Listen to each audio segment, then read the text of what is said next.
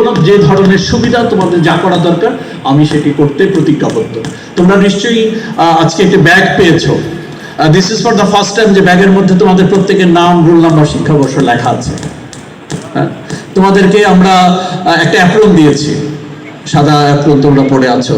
তোমাদেরকে academic activity আগামী 5 বছর তোমাদের কিভাবে লেখা হবে তার একটা সংক্ষিপ্ত রূপ তোমাদের মধ্যে আমরা গাইডলাইন একটা তুলে দিয়েছি।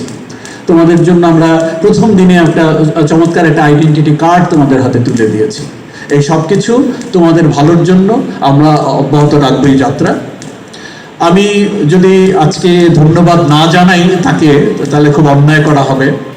এই যে আজকে এখানে এই ভবনে প্রথম একটি অনুষ্ঠান আজকে হচ্ছে, যেটি আজকে করতে পারবো কিনা কালকে রাত পর্যন্ত আমরা খুবই সংশয়ে ছিলাম।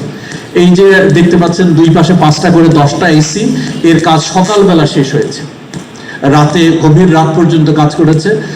মাঝে মাঝে বিদ্যুৎ ছিল না, বিদ্যুতের ঘাটতি কারণে অসুবিধা হয়েছে। সকালবেলা যখন এই 5টা এসি লাগানো হয়েছে তখন আমি নিশ্চিত হয়েছি যে না, তাহলে এই গরমের মধ্যে এখানে বসে প্রোগ্রাম করা যেত না।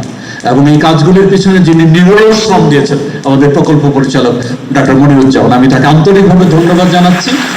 তাকে আমি যখন যেটি বলেছি একজন অধ্যক্ষ হিসেবে শুধু না, সহকর্মী হিসেবে সে চেষ্টা করেছে দ্রুত করার জন্য। আমি আন্তরিকভাবে ধন্যবাদ জানাচ্ছি গণপূর্ত বিভাগকে।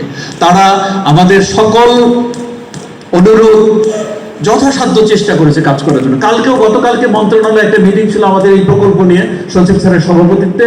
সেখান থেকেও আমি কিছু নির্দেশনা দিয়েছি তারা দ্রুততার সাথে, যেমন এই যে পিছনের দুটো বড় বড় জানালার পর্দা কালকে পর্যন্ত লাগানো হয়নি। আমি মিটিংয়ে বসে বলেছি যদি এটা না লাগান আমরা যে ওভারের হিসেবে মাল্টিমিডিয়া প্রজেকশন করব তখন তো আলোয় সেটা দেখা যাবে না। এক্সিকিউটিভ ইঞ্জিনিয়ার ঢাকায় বসে তার অন্য কলিগদের নির্দেশনা দিয়েছেন যেটি লাগাতে হবে।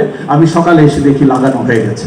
আমাদের নির্বাহী প্রকৌশলী সিভিল যিনি আছেন তিনি এবং ইলেকট্রোমেডিক্যাল যিনি আছেন, দুইজন প্রকৌশলী এবং তাদের অন্যান্য যে সহকারী প্রকৌশলী, উপসহকারী প্রকৌশলী, সাব ডিভিশন ইঞ্জিনিয়ার সহ যারা, প্রত্যেকে তারা অমানসিক পরিশ্রম করেছে এই ভবনটিকে, এই রুমটিকে আজকের অবস্থানে আনার জন্য।